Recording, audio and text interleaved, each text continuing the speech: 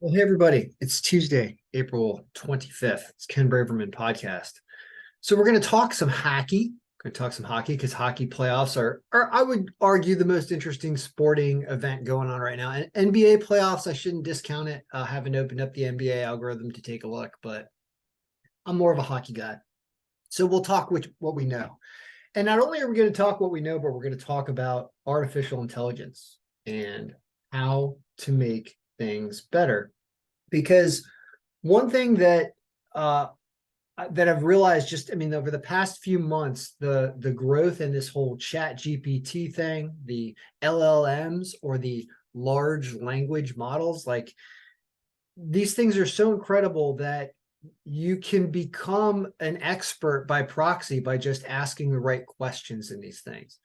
And anytime you encounter something that you don't want to do anymore, that could be an automated task, you can start to adopt this philosophy of, well, there's this AI that knows all coding languages. Can't I just ask it questions and it's going to get me to where I need to be so that I don't have to make a repetitive task completed every day, as we have to do with these algorithms?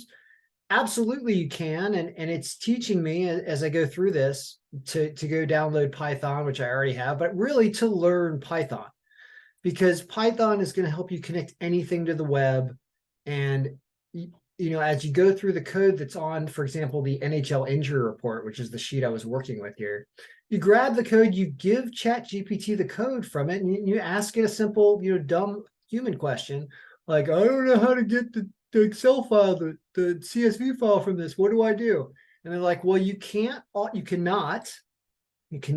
automatically connect Excel to it with just a link to the PHP page, because things are buried in there.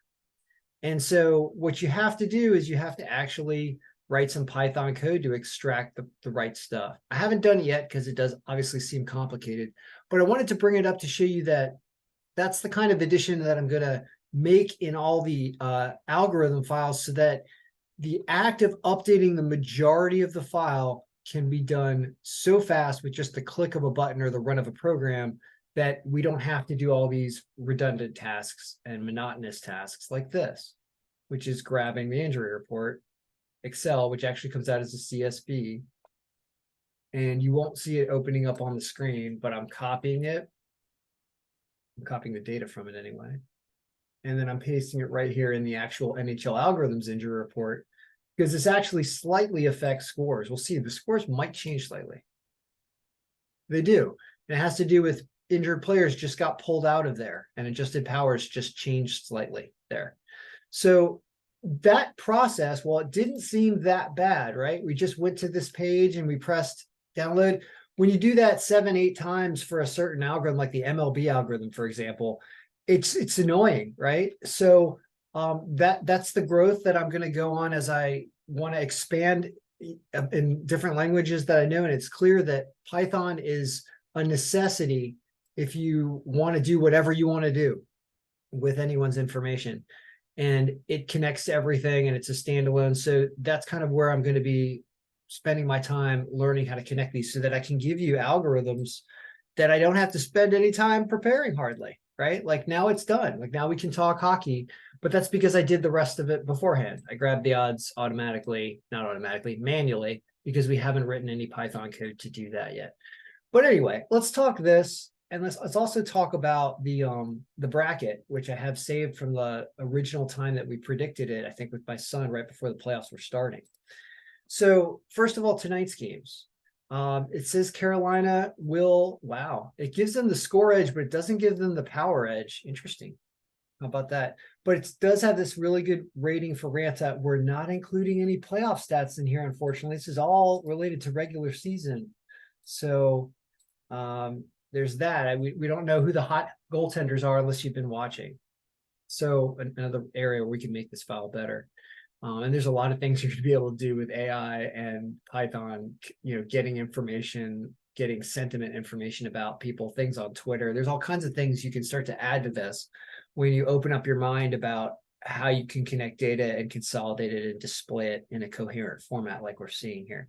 So anyway, so this is really actually much closer than you think. I don't know why it's given the power. Maybe there are some injuries on Carolina or something. It's bringing this down.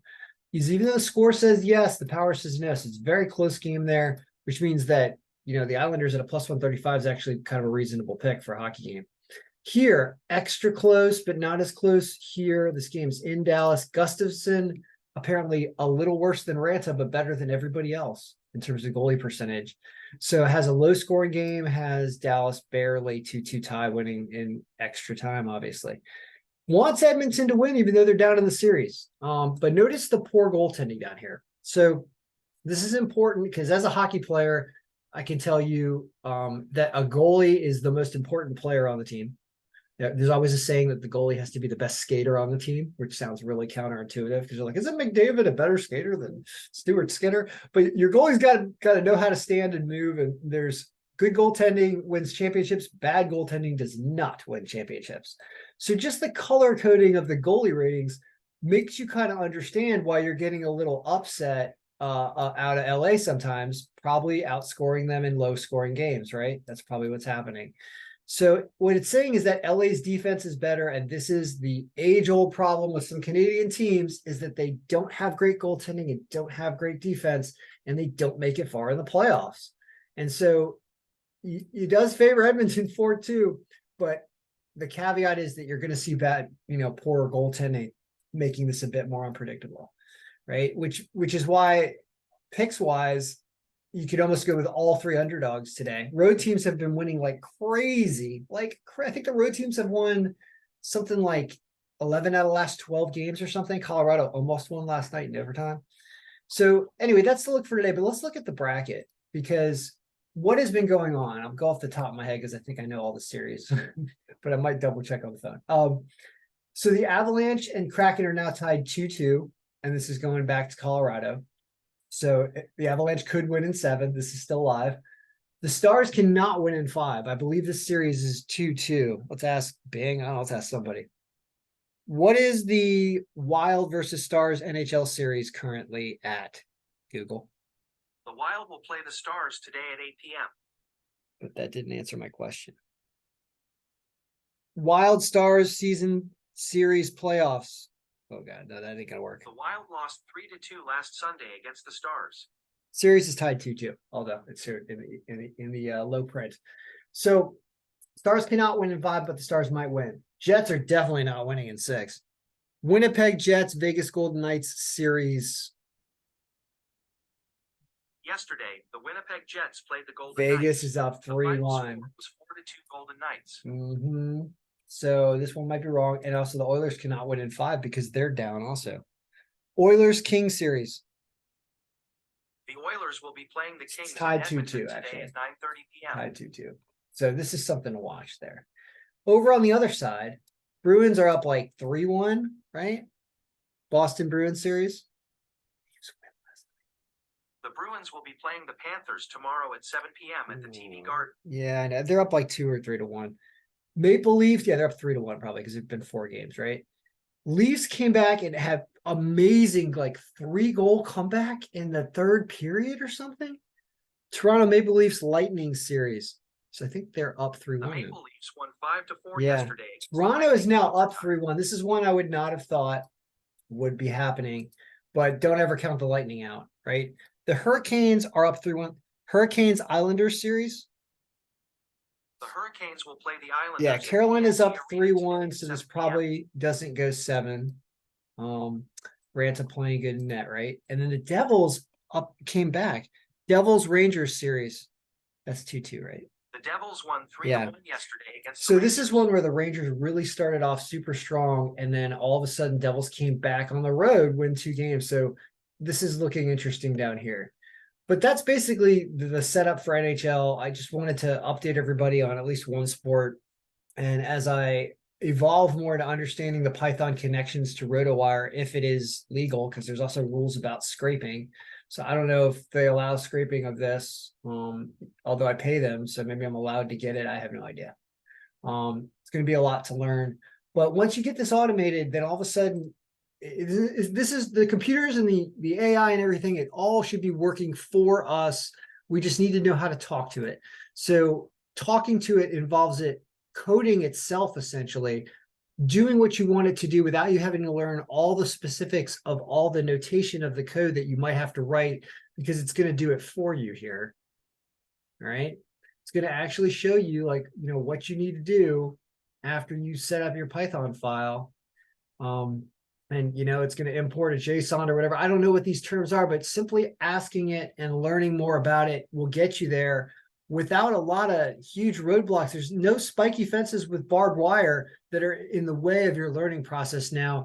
It is just a welcoming yellow brick road, and you have to take the time to learn and really understand how things are constructed, but it's going to help you get there so much faster. So we're just at that point in AI where it's not perfect, but it's really helpful, and it's going to make us more productive and better for those who want to pay attention to it. So, you can see all these videos like, oh man, how do you make all this money, make a fortune off of AI? What AI business can you make? Yeah, there's going to be a lot of those videos come out, and some people are going to make money because there's all this technology that's there for the taking. However, I would recommend, or at least the way I'm going about it, I think it's the best way to start, is go with what you know, and then try to become even really, much better and more efficient at what you do every day, so that you can no longer tell people, I can't get that done. You got a robot to basically get you there to get it done for you. So that means things like learning how Python works, right? You spend the time in, and I'm noticing that the AI is slowing me down now, where it's kind of like, all right, I normally would get really frustrated and feel like I'm never going to solve the problem. Yet here with the automatic code generation, I'm like, whoa, you just took a huge step that was a massive impediment to me learning this new process. And every time I make a little mistake that gets me hung up forever, if you don't have somebody to ask who's an expert, or you can't find the search result online, it's too much to sift through for you. It becomes it's just a huge roadblock for you. Now, like I said, the roadblocks, the gates are opening, and it's just, do you want to go for a walk? Do you want to go for a walk and take in the scenery? It makes your mind kind of change a bit, because you want to start to feel as though you could be an expert in everything. You just need to get some language down right off the bat and use this short-term memory of language and things you're learning to continue down the path of getting where you need to be. And this is really what I think being a prompt engineer is going to be about, is how broad is your knowledge base of different areas and things, so that you can try to talk like an expert in almost any field to get you where you need to be. But your reasoning skills of how you're going to methodically try to solve problems, because it's so specific in its response that you just have to know what you want to do, and the resulting response is going to be there. And right now, that's a good thing. Don't ignore this stuff. Welcome it. Take the time. So yeah, I want to finish this one thought about slowing me down. I now have to sit down and actually learn something rather than give up. So it makes you spend longer time, because you at least feel like there's going to be success at the end of the rainbow. It's not a rainbow. At the end of the roller coaster, you'll make it, and you'll be glad that you did, because it will save you time in the future. All right. So that's my podcast. We'll watch some hockey while I learn some Python tonight. And I'm not betting anymore, because I could like, betting just ruined sports for me. So I stopped betting. That's why I stopped doing these as well. But it's still nice to see what they say and pick up. Is there a pick of the day on here? Guess it's Dallas. Although it says Edmonton. I don't know. Whatever. Good luck, everyone. May all your picks be winning, and may all your journeys into AI be fruitful, beneficial. May you learn something and feel better and more empowered to get whatever it is you need to get done, or learn whatever it is you need to learn, because right now that's what the AI is there doing. So let's just take advantage of it.